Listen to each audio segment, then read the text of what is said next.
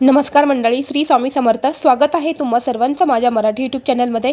स्वामी महाराजांच्या कृपेने तुमच्या सर्व चांगल्या इच्छा पूर्ण हो, हीच मी स्वामींच्या चरणी प्रार्थना करते आणि आजच्या या नवीन व्हिडिओला सुरुवात करते. उद्या वार आहे गुरुवार आणि उद्याच्या दिवशी आलेली आहे रमा एकादशी. रमा एकादशी ही भगवान श्रीहरी विष्णू समर्पित असते.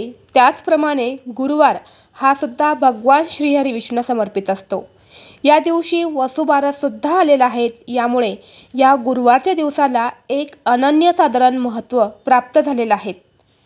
एकादशीच्या दिवशी भगवान विष्णू आणि माता लक्ष्मीची पूजा केली जाते. सर्व एकादशींमध्ये रमा एकादशीचं महत्त्व अनेक पटींनी मोठे मानले गेले आहेत. रमा एकादशी ही दिवाळीच्या 4 दिवस अगोदर येते, त्यामुळे या एकादशीला विशेष महत्त्व आहे. या दिवशी या जगाचे पालन पोषण करणाऱ्या भगवान विष्णूंची पूजा करण्याची आणि व्रत करण्याची मोठी परंपरा आहे. या दिवशी व्रत करून काही उपाय आणि सेवा जर आपण आपल्या घरामध्ये जर केला तर त्याचा आपल्याला 100% फळ हे प्राप्त होत असतं. तर आजच्या व्हिडिओमध्ये मी तुम्हाला अतिशय प्रभावी एक उपाय सांगणार आहे. अंघोळीच्या पाण्यामध्ये तुम्हाला एक वस्तू ही टाकायची आहे. यामुळे आपल्या जीवनातील सर्व शत्रू हे नष्ट होतील. आपण केलेला कळत नाकळत पाप जी आहे ती पाप नष्ट होतील. त्याचप्रमाणे आपल्या मनातील प्रत्येक इच्छा ही फक्त 1 दिवसात पूर्ण होईल. आपल्या कुटुंबावरती कधीही वाईट संकट येणार नाही, असा हा अत्यंत प्रभावी उपाय मी तुम्हाला आजच्या व्हिडिओमध्ये सांगणार आहे. त्यामुळे व्हिडिओ हा शेवटपर्यंत नक्की पहा. आणि जर तुम्ही चॅनलवरती नवीन असाल तर चॅनलला सबस्क्राईब करा आणि असेच माहितीपूर्ण व्हिडिओ पाहण्यासाठी बेल आयकॉनलाही प्रेस करा. रमा एकादशी, गुरुवार आणि वसुबारस या 3 तिथी एकत्र आलेल्या आहेत. यामुळे आपल्याला हा उपाय आवर्जून करायचा आहे. पहा, जर आपल्या जीवनामध्ये काही शत्रू असेल, काही गुपित शत्रू असतील, काही शत्रू हे आपल्यासमोरच असतात, आपल्यासमोर आपले मित्र बनून राहतात, परंतु आपल्या मागे ते आपलं वाईट करण्यासाठी नेहमी प्रयत्न करत असतात. असे सुद्धा शत्रू हे आपले असतात. आणि अशा वेळी होतं काय, असे शत्रू जर आपले असेल तर आपल्याला अनेक समस्यांना सामोरे जावं लागत असतं. आपले महत्त्वाची कामं पूर्ण होण्यासाठी येतात, परंतु हे शत्रू असं काहीतरी करतात आणि आपलं महत्त्वाचं काम हे पूर्ण होत नाही. त्याचप्रमाणे बघा, आपल्या मनामध्ये एखादी इच्छा असते. ती इच्छा पूर्ण करण्यासाठी आपण भरपूर प्रयत्न करत असतो, परंतु आपली इच्छा ही काही केल्याने पूर्ण होत नाही. तर ही इच्छा पूर्ण होत नाही कारण आपलं नशीब हे आपल्याला साथ देत नाही. जेव्हा आपल्या नशिबाची आपल्याला साथ नसते त्यावेळी आपण कितीही कष्ट आणि मेहनत करा तरीसुद्धा आपल्याला कोणतंच महत्त्वाचं काम हे पूर्ण होत नाही. आणि यामुळेच आपल्या नशिबाची साथ हवी असेल तर आपल्याला देवाची साथ हवी असते आणि म्हणूनच हे उपाय जे आहेत ते आपल्याला करायचे असतात. तर बघा, तुम्हाला आज हा उपाय जो आहे ना, तो तुमच्या जीवनातील शत्रू नष्ट करण्यासाठी, तुमच्या मनातील प्रत्येक इच्छा ही पूर्ण करण्यासाठी तुम्हाला हा उपाय करायचा आहे. तर उद्या तुम्हाला सकाळी लवकर उठायचं आहे. अगदी तुम्ही ब्रह्ममुहूर्तावरती उठण्याचा प्रयत्न केला तरीसुद्धा चालेल, कारण की उद्याचा दिवस जो आहे ना तो अतिशय महत्त्वाचा आहे. कारण वसुबारस, रमा एकादशी आणि गुरुवार या 3 तिथी एकत्र आल्यामुळे या दिवसाला एक विशेष महत्त्व प्राप्त झालेलं आहे.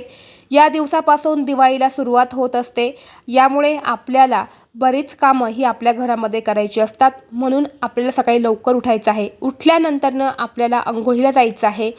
अंघोळीला गेल्यानंतर बघा, सर्वप्रथम तुम्हाला अंघोळीचं पाणी एका बादलीमध्ये काढून घ्यायचं आहे. पाणी काढल्यानंतरनं अंघोळीच्या पाण्यामध्ये तुम्हाला सर्वप्रथम चिमूटभर हळद ही टाकायची आहे. गुरुवारच्या दिवशी अंघोळीच्या पाण्यामध्ये हळद टाकल्यामुळे आपल्या जीवनातील शत्रू हे नष्ट होतात. त्याचप्रमाणे भगवान विष्णू आणि माता लक्ष्मीचा आशीर्वादसुद्धा आपल्याला प्राप्त होत असतो. कारण गुरुवारच्या दिवशी त्याचप्रमाणे एकादशीला पिवळ्या वस्तूंना अतिशय महत्त्व दिले जातात. कारण की भगवान श्रीहरी विष्णूंना पिवळ्या वस्तू या अतिशय महत्त्वाच्या आहेत, अतिशय प्रिय आहेत. आणि यामुळेच आपल्याला चिमूटभर हळद ही अंघोळीच्या पाण्यामध्ये टाकायची आहे. यानंतर दुसरी वस्तू म्हणजे गंगाजल. गंगाजल हे आपल्याला अंघोळीच्या पाण्यामध्ये टाकायचं आहे. कारण अशा विशेष तिथीला जेव्हा आपण पवित्र गंगेवरती स्नान करतो त्यावेळी आपले कळत आणि नाकळत केले पाप हे संपूर्णपणे नष्ट होतात. परंतु आता सर्वांनाच पवित्र गंगेवरती जाऊन स्नान करणं शक्य नसतं. म्हणून आपल्याला थोडंसं गंगाजल हे अंघोळीच्या पाण्यामध्ये टाकायचं आहे।